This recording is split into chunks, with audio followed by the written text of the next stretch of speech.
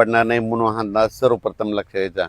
फक्त राज्यात काही भागातच आणि काही जिल्ह्यातच पाऊस पडणार आहे आणि त्या भागाचं नाव सांगतो.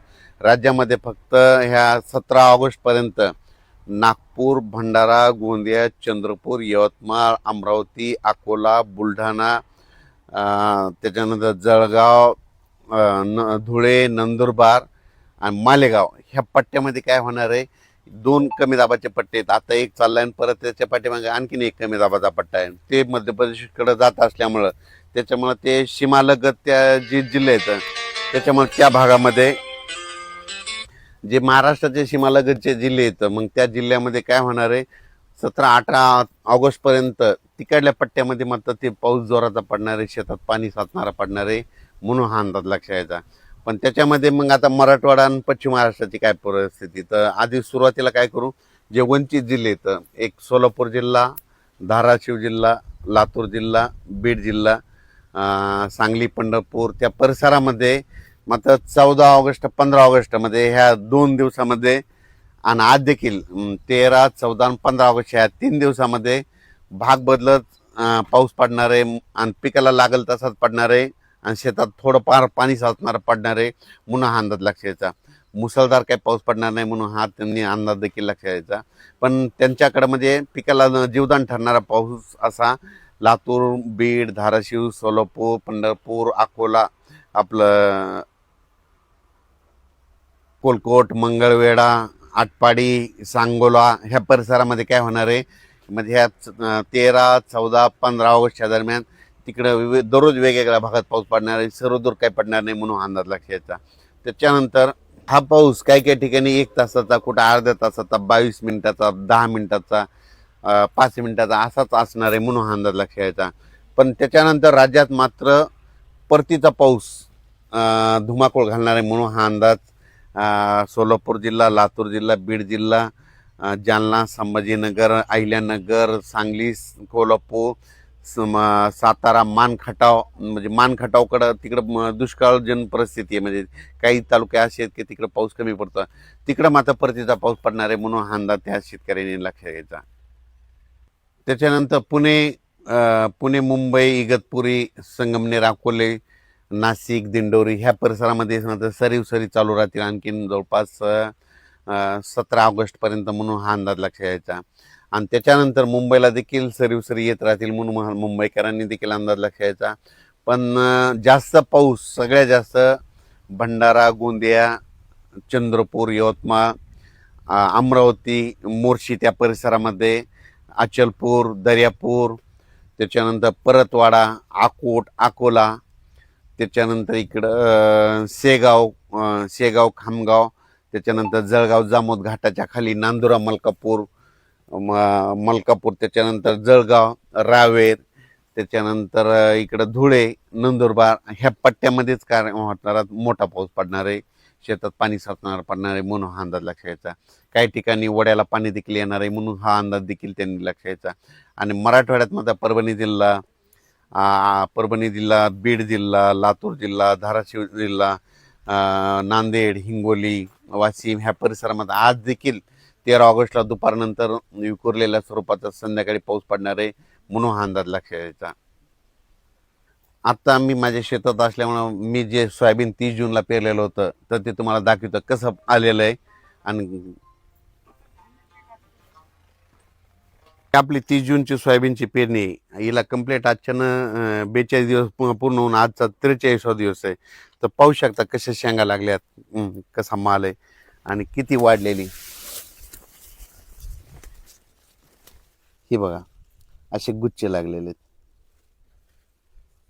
1, 2, 3, 4, 5, 6, 7, 8, 9, 10, 11, 12, 13, 14, 15 असे सोयाबीनला गुच्छे आहेत. हे पाहू शकता. आता हे शेंगा तयार झाल्या. 1, 2, 3, 4, 5, 6, 7, 8, 9 प्रत्येक गुच्छाला 9 शेंगा आहेत. हे संपूर्ण असा प्लॉट आहे. याला एकदा खत दिलेलं आहे, TSP दिलेला आहे.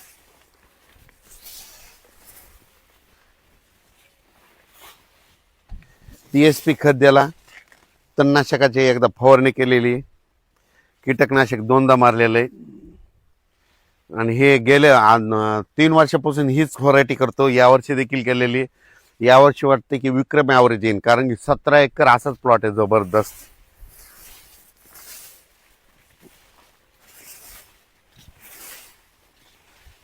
17 एकरचा प्लॉट आहे हे संपूर्ण.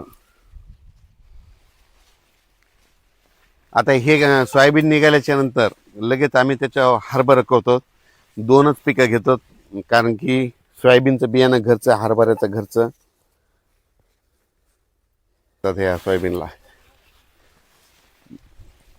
1 2 3 4 5 6 7 8 9 10 10चे असे गुच्छे येतं. तर त्याच्यामुळं पीक चांगलं येतंय. आणि विशेष म्हणजे शेतकऱ्याला सांगतो की सोयाबीन फुल असलं आणि हे सुकलं की समजायचं त्याची शेंग तयार होईल. तर बरेच जण ते मला फोन येतात की आमचं सोयाबीनचं फुल जळून चाललंय. ते जळून जात नाही, ते सुकलं म्हणजे समजायचं शेंग तयार होईल. आणि सोयाबीन पिकाला जितका फुलं लागल्याच्या नंतर जितका ट्रेस भेटल, म्हणजे ताण भेटल, तितके फुलं शेंगा जास्त लागतात. आणि नेमकं फुलं लागले आणि सोयाबीनमध्ये पाऊस पडला की मग काय होतं, ह्या फुलामध्ये पाणी जातं. हे पाणी गेल्याच्या नंतर हे काय होतं, याच्यामध्ये पाणी गेल्याच्या नंतर हे फुल चिटकतं आणि गळून पडतं, म्हणजे बुरशी लागती. त्याच्यामुळं जितका ट्रेस भेटल, ऊन जितकं चांगलं राहील, तितकं सोयाबीनला उतार चांगला येतं. अरे म्हणून हा अंदाज लक्ष यायचा. मुसळधार काही पाऊस पडणार नाही म्हणून हा त्यांनी अंदाज देखील लक्ष यायचा. पण त्यांच्याकडे म्हणजे पिकाला जीवदान ठरणारा पाऊस असा लातूर, बीड, धाराशिव, सोलापूर, पंढरपूर, अकोला, आपलं कोलकोट, मंगळवेढा, आटपाडी, सांगोला ह्या परिसरामध्ये काय होणार आहे, म्हणजे ह्या 13, 14, 15 ऑगस्टच्या दरम्यान तिकडं दररोज वेगवेगळ्या भागात पाऊस पडणार आहे. सर्वदूर काही पडणार नाही म्हणून अंदाज लक्ष यायचा. त्याच्यानंतर हा पाऊस काही काही ठिकाणी 1 तासाचा, कुठं अर्ध्या तासाचा, 22 मिनिटाचा, 10 मिनिटाचा, 5 मिनिटाचा असाच असणार आहे म्हणून हा अंदाज लक्ष यायचा.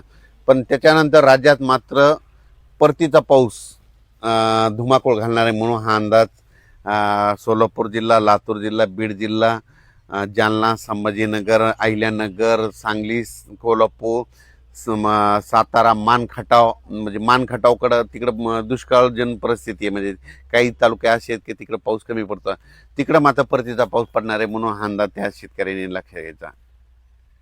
त्याच्यानंतर पुणे, मुंबई, इगतपुरी, संगमनेर, अकोले, नाशिक, दिंडोरी ह्या परिसरामध्ये सरीव सरी चालू राहतील आणखीन जवळपास 17 ऑगस्टपर्यंत म्हणून हा अंदाज लक्षात यायचा.